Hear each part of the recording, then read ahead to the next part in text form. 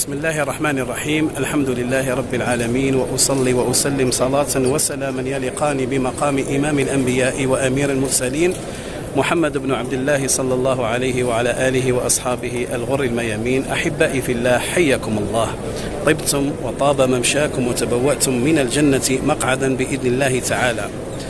نحط الرحال اليوم في المسجد النبوي، أطهر بقاع الأرض، وبجوار أطهر خلق الله سيدنا محمد صلى الله عليه وسلم. اليوم بإذن الله تعالى في حلقتنا هذه الجديدة سوف نتحدث كما تحدث وذهب إليه بعض المؤرخين والباحثين بيوت حول المسجد النبوي.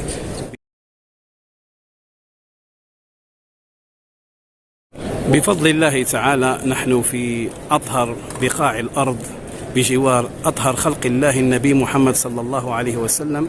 وهذه الروضة، نحن على شمال الروضة. هنا النبي صلى الله عليه وسلم عليه أزكى الصلاة من ربي.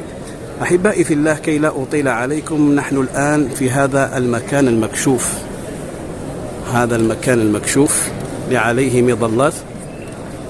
هذا المكان في المسجد النبوي اسمه الحصوة. نعم، الحصوة.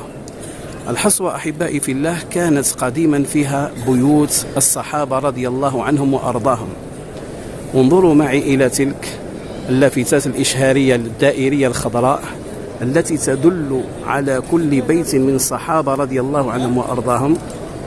هنا كان مكان بيت أنس بن مالك رضي الله عنه وأرضاه، يليه بيت علي النقي رضي الله عنه وأرضاه، ويليه بيت محمد المهدي رضي الله عنه وأرضاه، بيت عبد الله بن مسعود رضي الله عنه وأرضاه، وبيت عبد الله بن الزبير رضي الله عنهما وأرضاهما، وبيت عبد الله بن العباس رضي الله عنهما وأرضاهما.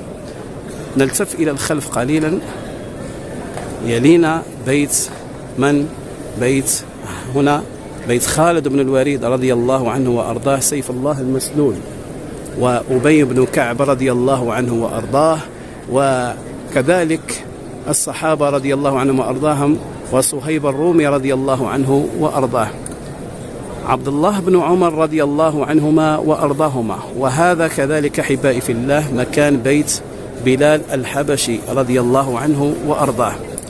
نتقدم من الحصوة إلى الروضة الشريفة، وسوف نرى بإذن الله تعالى مكان خوخة أبي بكر الصديق رضي الله عنه وأرضاه، أي بيت أبي بكر الصديق، وبيت عمر رضي الله عنه وأرضاه، وكذلك بيت الحسين رضي الله عنه وأرضاه.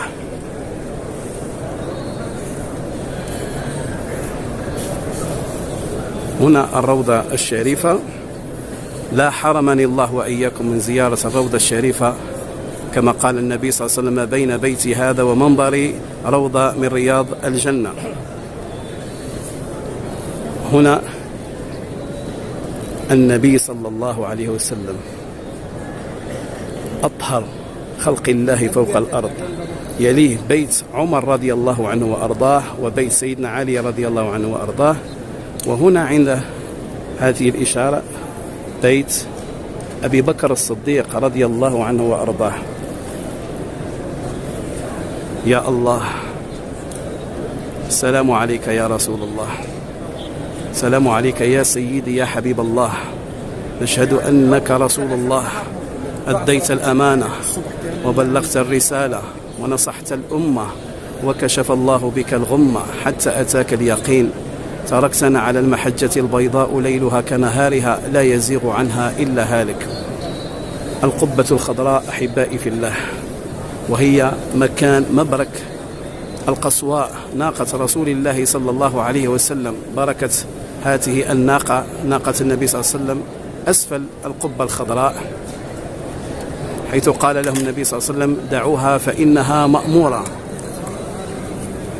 الله أكبر، الله أكبر. لنرى بيت أسد الله حمزة عم النبي صلى الله عليه وسلم وأخوه في الرضاعة. هذا مكان بيت سيدنا حمزة رضي الله عنه وأرضاه. ومكان أسامة بن زيد، بيت أسامة بن زيد رضي الله عنه وأرضاه.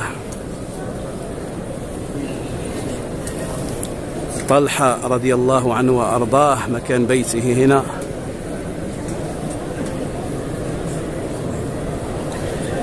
الله أكبر الله أكبر، لا إله إلا الله، الله أكبر الله أكبر، لا إله إلا الله، الله أكبر الله أكبر، لا إله إلا الله. وهذا مكان بيت جابر بن عبد الله رضي الله عنه وأرضاه.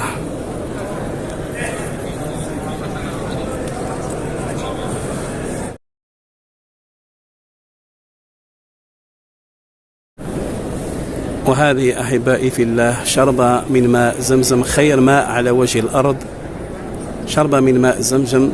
ودعاء لكم بإذن الله تعالى أن تزوروا هذا المكان وتشربوا من هذا الماء الذي هو شفاء لكل داء بإذن الله تعالى. بسم الله. اللهم اجعله لنا شفاء من كل داء يا رب العالمين.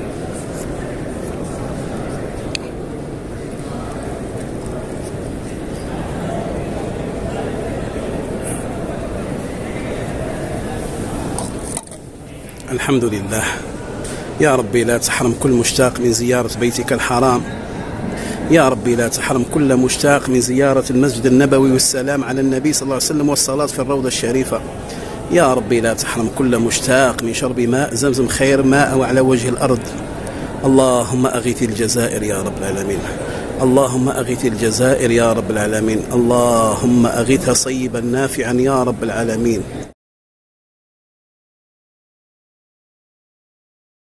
أسأل الله التوفيق لي ولكم، لا حرمني الله وإياكم من زيارة المسجد النبوي وزيارة الروضة الشريفة والسلام على النبي صلى الله عليه وسلم.